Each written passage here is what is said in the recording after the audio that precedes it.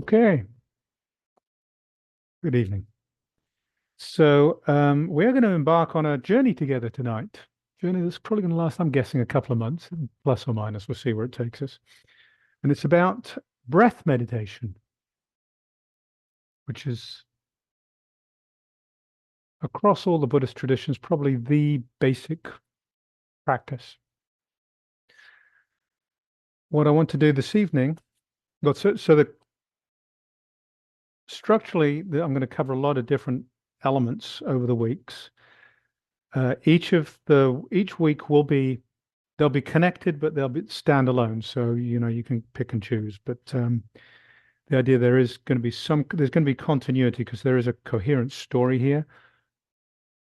This really, though, is going to be very practical. The idea is this is a teaching to help you find peace, find freedom, liberation. It's a practice. So I intend to bring guided meditations forward and then talk about this in a way that is very practical. What I'm going to do tonight is spend a little bit of time talking through where we're going to head. So you've got that as framework, and then give some foundational information about breath, breathing meditation in a Buddhist context. So you've got that as a framework and a reference point for everything else. So, and then hopefully we'll have some time at the end to talk among ourselves. I'll be covering a lot of ground. Buddhism started 2,500 years ago, and I'll talk about some of the early stories out of the Pali Canon. About 800, 900 years after the time of the Buddha, a guy by the name of Buddhaghosa, who was Indian, went down to Sri Lanka, and he wrote commentaries on all of the Pali texts, and he wrote his magnum opus, Visuddhimagga, which is basically a big fat practice manual that takes all of the teachings out of the Pali Canon and structures them. And within that, there's a section on breathing meditation. So probably next week, I'm going to talk about that because it really does approach this practice in a really useful, structured way that allows us to really get our teeth into some stuff. I'm going to talk about a couple of the main breathing meditation suttas, the Anapanasati and the Satipatthana suttas out of the Pali Canon. I will talk about the Liu Miao Famen, which is the 6 Dharma gates to the sublime. It's a text by Ji Yi, who was a Chinese teacher, 6th century Chinese teacher in the Tiantai tradition. He was a great synthesizer of all the Buddhist texts that landed in China, wrote copiously, incredibly articulately, and incredibly thoroughly, assembling this into doctrine and practices that then informed all of East Asian Buddhism.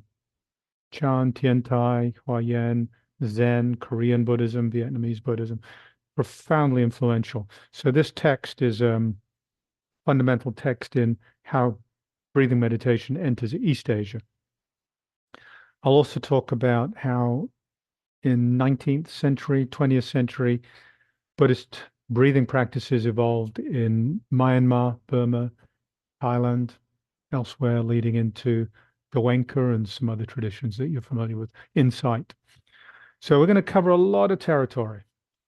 Starting today, breathing. What do we mean when we talk about breathing meditation? Anapanasati is typically translated as breathing meditation sutra. Ana, translated as in-breath.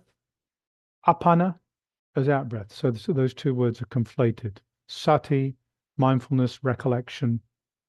So it's the recollection of breathing in, breathing out. But the word here is ana and apana. In Pali, the word for the physical act of breathing, actually, I'm not sure if this is Pali or Sanskrit, but the two languages are very closely related, and this will correlate between the two, is shavas, which is related to shavasana, the corpse pose. That's the physical act breathing in and breathing out. This ana, or in Sanskrit, prana, has a broader meaning. So I'm going to jump to another tradition. In Judaism and Christianity, ruach means breath, breath of God, but it means more than breath. Way back when, back 2,500 years ago or thereabouts, um, it means wind. Wind as in an uncontrollable natural force. It means breath as the physical essence of life, not just the physical essence, the essence of life. We have this idea, in movies you see this last breath, and just at somebody's deathbed, you get the sense of this last breath. The last breath is where life leaves the body. It's like the spirit leaves with that last breath. So this is the valence of breath in that meaning of ruach.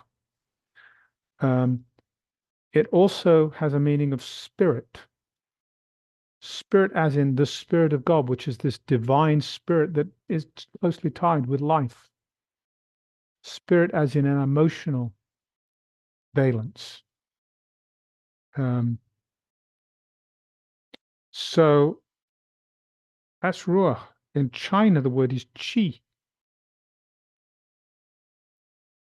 And I'm firmly convinced that in China, and this is not an original thought, I've heard this elsewhere as well, but I'm firmly convinced that in China, as in India, which we're about to get to, but in China, the whole art of Chinese medicine, of Tai Chi, of acupuncture, this was all developed by people who, coming out of samadhi, had these very, very subtle awareness of body. This very subtle awareness of energy moving in the body. And they could see this moment by moment movement of energy within the body. I've talked to people who they can close their eyes and they can see your chi. They can see whether you're top heavy, whether you're grounded, whether it's foggy and hazy and therefore you're distracted, or whether it's solid, meaning you're concentrated. You can see it. Just these little dust particles of chi. So when we come back to India 2,500 years ago and we start talking about breathing, this is what breath means. Breath is this life force. Chula Sunyata Sutta is one of the suttas in the Majjhima Nikaya, the middle-length discourses. It's a sutta in which Buddha starts with talking to people about meditating in the forest. You're meditating on the trees. As you settle, the trees disappear and you're grounded, a sense of earth. As you continue to settle, that sense of earth, of solidity dissipates, that's form, that dissipates, and you're left with a sense of space, and so on. And you go through all the formless jhanas, and you end up back with the six sense gates. But the way it's described, so it's the natural functioning of the six sense gates without our mental stories overlaying them. Six sense gates being eye, ear, nose, tongue, body, mind. But it's just pure cognitive functions without thinking, without stories. And the way it's written is the six sense gates, dependent on the body, conditioned by life or life force, which is this ana, prana. And that was so mysterious when the later Buddhist writers got into writing the Abhidharma, which is the kind of stuff that informs this Visuddhimagga, which we'll talk about later, the doctrinal stuff, the lists, the theory, that they were creating the Dharma elements, so the 18 sense realms, the six senses, the six objects, the six consciousnesses, anger, greed, delusion, all of these become elements. One of those elements was this life force. They identified that as an element. And when you get into the Pali Canon as well, there's this idea of consciousness that does not land, which I think is closely related to this. So there's something mysterious and mystical about this breath. When you take this into yoga practices, ana has a sense of upward motion. So this in-breath has a sense of upward motion. Prana, apana, has this sense of downward motion. and it is related to egestion and excretion of waste products, but it's also related to a sense of grounding. And when we did that initial settling practice, that grounding practice, body relaxation, there was a couple of places in there where you drop your shoulders, you feel the weight dropping. Pay attention to the chest, and you notice with the out breath, the weight drops. This is just natural. And that is part of this whole arena of breath. So when you get into a lot of the commentaries, one of my favorites is Tanisaro, who's a North American guy who's got a monastery in the Thai forest tradition out in California. He talks about finding places in the body where it feels pleasant and moving energy, moving breath from that. As you settle, and we'll do this in some of our guided meditations, you get a very real sense as your breath settles from the nose area down through the chest into the abdomen, of breathing in and out through the abdomen, of breathing in and out through the ground. And it's a very real experience. It's not air. It's this subtle chi, life force, whatever you want to call it. So this is what we're moving into when we're talking about breath and about breath meditation. It's working with these kind of energies. So that's important foundational stuff. And that'll come up again and again as we move into this, but just knowing that what this is about is that. So, story of the Buddha and breath meditation as it relates to the Buddha. Buddha left the palace when he was young, explored, found a couple of teachers, didn't get where he wanted with his teachers, and they took him into some fairly deep concentration states. These are states that later we'll talk about Buddha entering through breath meditation. There's no indication as to how he entered them historically with these two teachers. The record's not there, but likely it was a different way that he entered them. So that didn't give him what he was looking for. He then entered this path of asceticism. So he, emaciated the body, and there's this idea in India of punishing the body in this ancient Indian tradition, punishing the body in order to leave the body behind and escape the body. And there's a connection there also with this sense of a life force. What is leaving the body? Sense of a life force in there, right? But that didn't work, and he realized it wasn't working. And then he had this memory of the rose apple tree. And he remembered when he was a young person, could have been anywhere between like 6 and 18. But he was sitting in a field under a rose apple tree, beautiful day, watching people working in the farm. And he settled in on his breath, and he found deep peace and calm. And he realized this is the path. This is the path. The path of working with the breath, this breath that I've just talked about, moving into these places of pleasure and calm, two coming together. Pleasant abiding, calm and pleasant abiding. It's actually moving into the jhanas, as we'll get to later. So that was a gateway moment for him. He came back, and then he sat under not immediately, other practices, and he ended up sitting under the Bodhi tree, and he said, I'm going to sit here until I wake up or I die trying. And the practice he engaged in that night was this breathing meditation, anapanasati. And it's a practice of connecting with the breath, grounding, and it is cultivation of calm and insight. And I'll get to that in a little bit because that's also important foundational stuff. I'll continue with the story and then circle back to those two elements, calming and insight. So he did that and he woke up. And then he started his teaching career. And then there's what I think is a really important story that shows up where he was teaching a bunch of monks on teaching them to practice with the impurity of the body. So they were caught up on the body being a beautiful thing, the body being a pleasant thing, the body being a useful thing. The body is just a sack of bones, organs, pus, mucus, blood, undigested food, muscles, skin, tendons. There's 32 elements, teeth, hair. So you meditate on the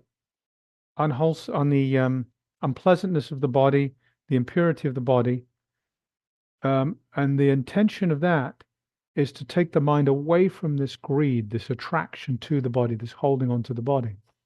So he taught them this, and they went off to practice this, and he went off in his own direction. And then some period of time later, he came back and he looked around and he said, Ananda, where is everybody? They took the knife and they committed suicide. They found this meditation on the unwholesomeness of the body just really unpleasant. And Buddha said, oh my goodness, boy, did I mess up there. Okay, well, we won't be doing that anymore. So that's when, and this is according to one of the commentaries that was written by the same guy, Buddhaghosa, and the Vinaya as well, actually, it's in the Vinaya, which is the monastic code. That's when he decided to bring the Anapanasati in and actually teach that as a method, teach that as a meditation method for the broad consumption.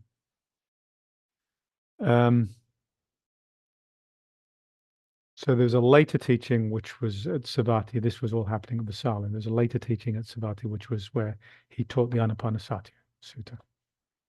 So that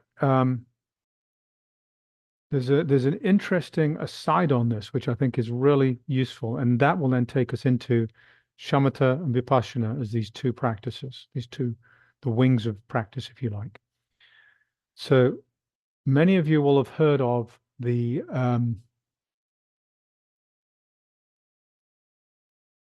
what are they called?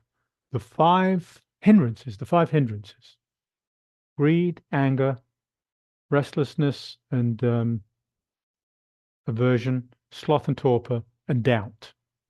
These are 5 things that get in the way.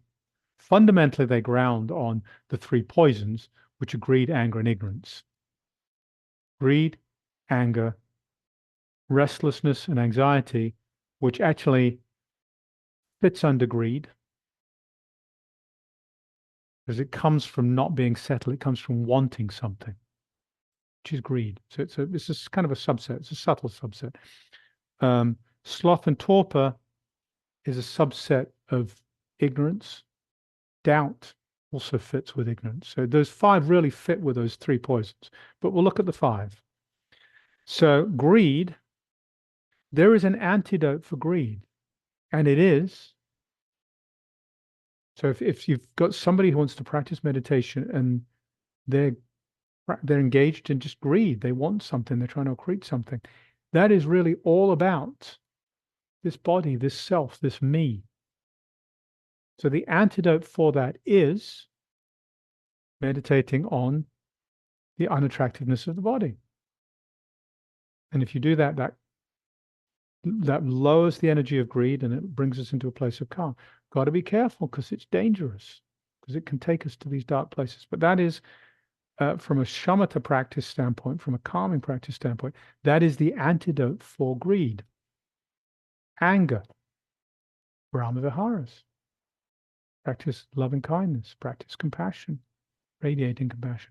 And that's also firmly embedded in the Pali Canon. These Brahma Vihara practices are an antidote for anger. Restlessness and anxiety, breath meditation.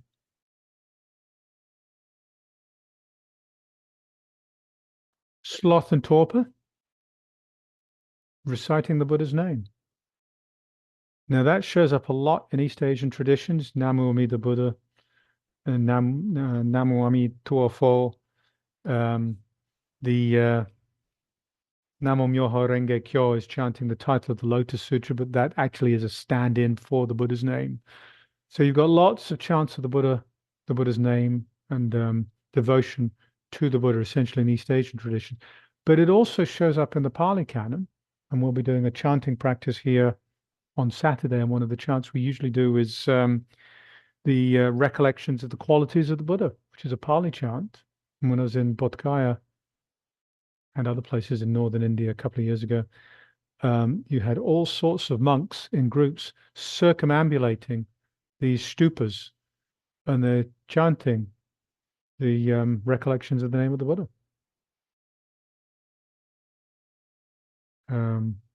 Itipiso Bhagawa Arahan Sama Sambuddho Veja Charana and so on. It may sound familiar, but that's recollecting the qualities of the Buddha as a wise one, an enlightened one, a sage, a teacher of gods and humans. So this is an antidote for sloth and torpor. And then for doubt, which is bracketed with delusion, the antidote there is cause and conditions, which is really brings in time and space, but it's really looking at dependent origination. If you just don't get it, look at how cause and effect actually works. So these are all shamatha practices that target particular conditions. And the central shamatha practice of all of them is breath, breathing meditation. Everything comes together. Body, speech, and mind come together with breath. Body, because physically it's how the body works. You breathe, the body's alive. You don't breathe, the body's dead. Speech, you need air flowing through the vocal cords, right? And mind, actually what you think of as your breathing isn't really there. If you pause and reflect for a minute, you think you're following the breath, but you're not. You're following a perception of the breath. There's a feeling. What is that feeling? It's a mental perception of what's going on. It's not reality. Your brain is an organ. Electrical signals are sent to the brain processes them, creates a story, and you live in that story. So when you think, I am breathing, that is your story. When we get into deep meditation and practicing with breathing meditation, one of the things that will happen is you'll start to recognize that you're not, you'll start to shift from this very concrete idea of following the breath to a much more subtle recognition of what's actually happening, and then to recognizing the total insubstantiality of this thing you think of as the breath. There's actually no thing there. It's a perception. It's a bunch of constructs that you've put together. Just like there's no cushion right there. That cushion's made up of a bunch of fabric and a bunch of beads, a bunch of time and energy that Chad put into making it. In 100 years, it won't be there. It's just there right now as an idea. It could be a pillow to sleep on. It could be a cushion to sit on. It could be an object that's just yay thick, that's exactly right to hold the door open that much. Could be an object that's just that right height to hold something off the floor. Could be something that weighs something down. It's just a cushion because that particular story is a cushion. Same with your breath. So the body, speech, and mind all come together around the breath. And it becomes like the central calming practice. And, the way that I talked earlier about how breath shows up in all of these different traditions, it is such a rich connection, and it really does go to this life force and connecting with that life force. So this goes to how we use breath meditation, and we use it in two different ways. The first way we use it is as a calming practice. And that's probably the most familiar one. Right? You're all familiar with when you're energized, when you're agitated, calm down, just take a breath. All your yoga teachers, all your Buddhist meditation teachers, your parents, lots of different people say, just take a deep breath. And we all know this deep breath calms us. And when we were just doing this progressive body relaxation, wasn't intentionally focused on the breath. In fact, it was intentionally not focused on the breath. It was intentionally focused on just allowing this settling to happen, this dropping of weight, this dropping of attention. So we're getting intentionally away from the head and down deep into the body, into ground, because that's where we get into an embodied practice. And it was about setting a foundation for embodied practice. But part of that was noticing how, with the out breath, weight drops. Very important. So with this breathing, weight energy is naturally dropping. When you practice with the martial arts, people will tell you to place your attention in the tanden or the hara, which is about an inch below the navel and an inch or two back. It's the natural center of gravity of the body. If your energy is there, you're much more solid, much less likely to be disturbed by what's going on around you, by obnoxious people, by difficult situations, whatever. Calming practice. Shamatha is a concentration and it's a settling, and it's the practice that is used to take us into these settled meditation states, which are called the jhanas. They're absorption states, but they're really, it's just a big word. It's a short word, but it's a word that people can get hung up on, which is about settled states that are peaceful and pleasant and are conducive to the cultivation of insight. So that's shamatha. And these 5 different approaches to meditation I talked about that are antidotes for these 5 different hindrances, these are all, in that sense, calming practices. Because they allow us to concentrate, they deal with the distractions, they relax the distractions, they bring us to a place of being settled, and they allow us to be calm.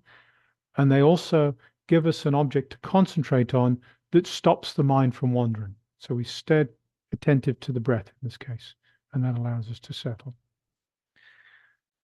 Insight is where we can then apply attention, because this calming is great, it's peaceful, but it does not yet give us the clarity to see through our delusions, to see the reality of the world we live in, and therefore to be free from our ignorance and our delusions.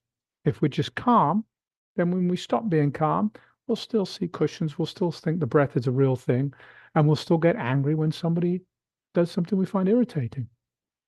It's only when we couple that calm with the ability to see through our delusions, to actually see that that cushion isn't really there. It's completely impermanent.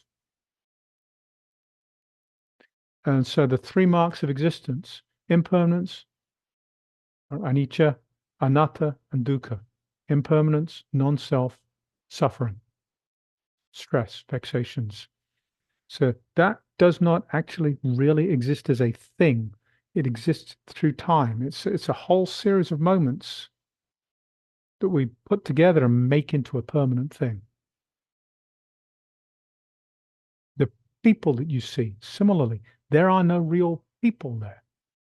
These are constructs. If there were real people, everybody would see each person the same. Everybody would see me exactly the same. They don't. No 2 of you see me the same way. My kids don't see me the same way. My wife doesn't. My ex-wife doesn't. My parents didn't used to. My sisters don't. I mean, everybody sees something different here. Completely different.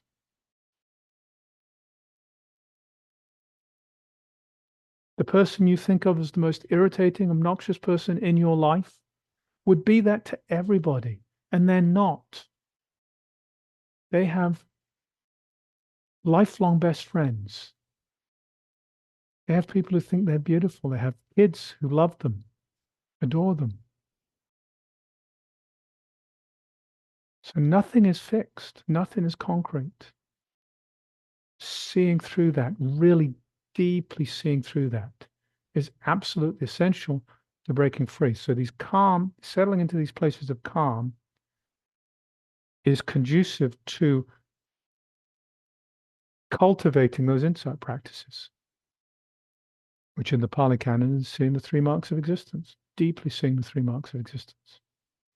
So when we work with the Anapanasati Sutta, for example, which we will do late, in a few weeks, what that does, there's 16 steps in that, and the first tetrad, the first 4 steps are about calming the body. And the next tetrad is about calming our feelings. And the next tetrad is about calming the mind. And then the 4th tetrad is about specifically and precisely about seeing impermanence, about seeing there truly is nothing to hold on to, and cultivating letting go.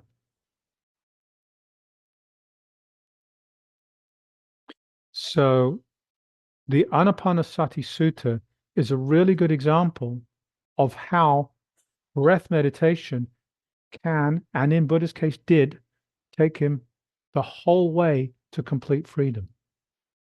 It's a practice where you begin with this calming practice. And once you're stable, you can stay with breath meditation and take that to see the three marks of existence. There's a lovely commentary on the Anapanasati Sutta by Thai forest master Buddhadasa. He was working with Larry Rosenberg. This is in the introduction in that book. He was working with Larry Rosenberg. So Larry Rosenberg wrote the introduction. And he said, Larry Rosenberg is a very well-known insight teacher, contemporary American insight teacher. And he said, so when they got to the 13th step, which is the first step of the 16, Buddhadasa looked at Larry with a twinkle in his eye. He said, so you following me so far? We're up to step 13. Step 13 is about seeing the impermanence of everything. He nodded and said, yes. Okay. So now we're going to go back to the first step. We're going to take seeing the impermanence of everything back to the first step. First step is breathing in long. I know that I'm breathing in long. From this settled place where everything's calm, you're in this place of peace, the mind, body's calm, feelings are calm, mind is calm. Look at your long in-breath. There's nothing there. It's impermanent. You can't hold on to it. Moment to moment to moment to moment, that breath is changing. There's nothing concrete to hold on to. One day there will be a last breath. All breath ended. Where is the breath in your body? Find it. Show me your breath. You can't. It isn't a thing. So on through all the other steps, applying this impermanence and truly, deeply experiencing impermanence and non-self. And therefore, the dukkha that arises when, as we naturally do, we start to try and make something permanent. We start to make something, start to give things identity and self.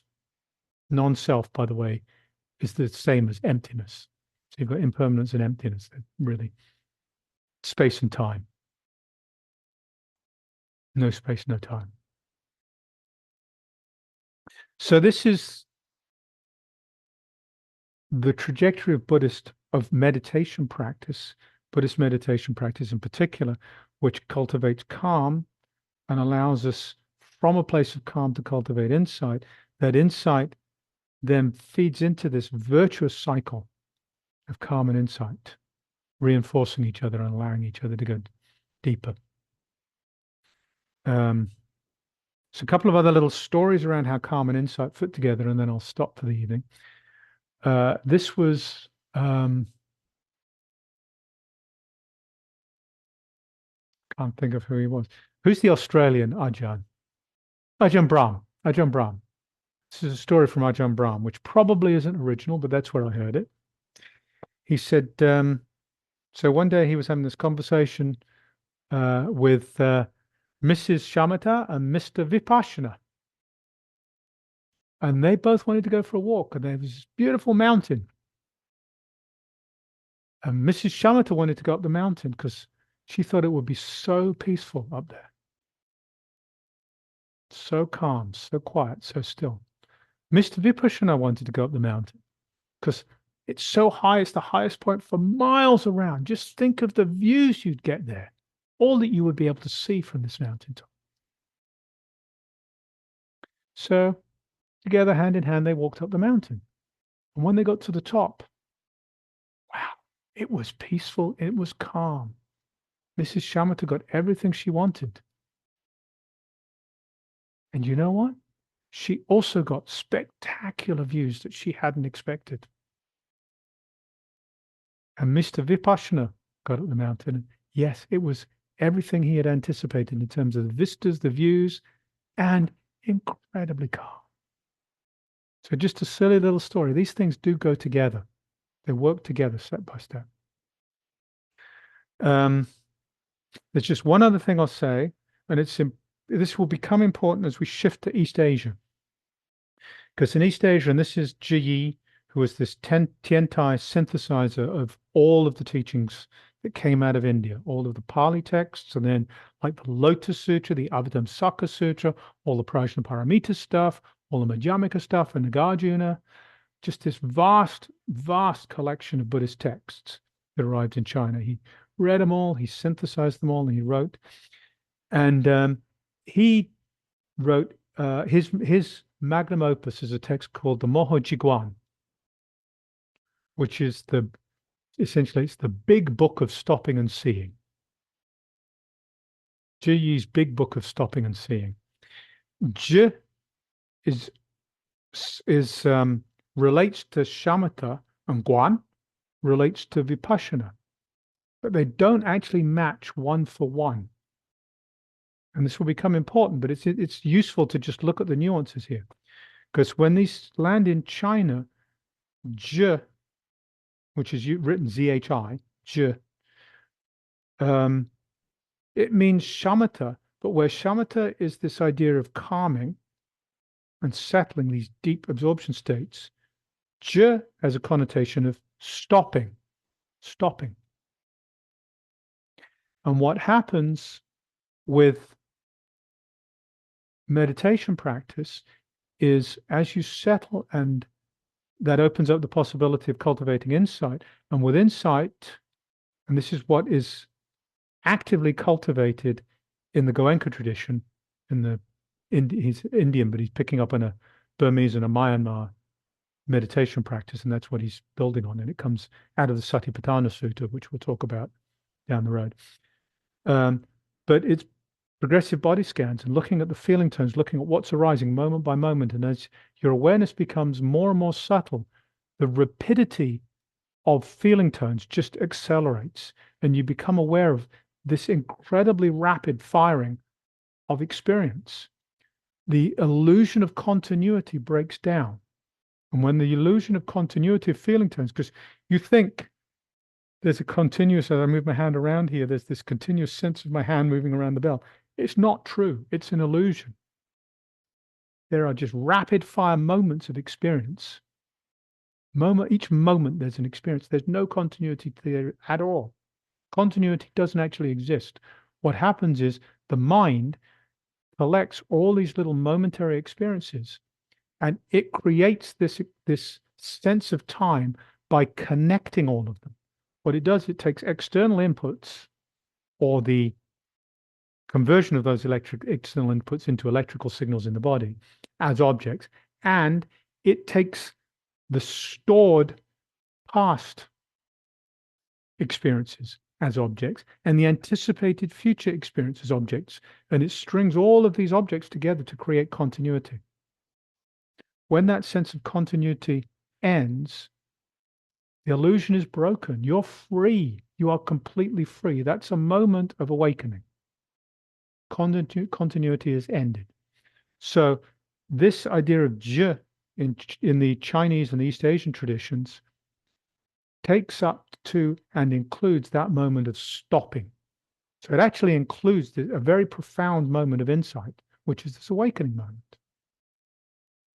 Right? And it gets there from shamatha practice, from this settling, but it includes this cultivation of a level of insight.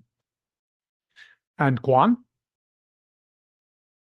has a much more sense of being in the world. You know, there's this bodhisattva vow, which we recite here every Sunday. This is about being in the world. It's about cultivating our practice, not just on the cushion, but actively in the world, in the midst of our stresses and vexations. No separation between samsara and nirvana. We're not getting rid of anything. We're just with clarity seeing what's there. So there's a little bit of a shift there in how the world is experienced. They align with and relate very closely to shamatha and vipassana, but there's important differences in how they fit together that we'll explore later. But I wanted to just put that out there right now because this will fit into this whole array of how we explore breathing meditation together. All right, I've covered a lot of ground. I'm going to stop talking. Thank you for your attention, and we'll pick this up next week. And in the meantime, we will have a few minutes to chat.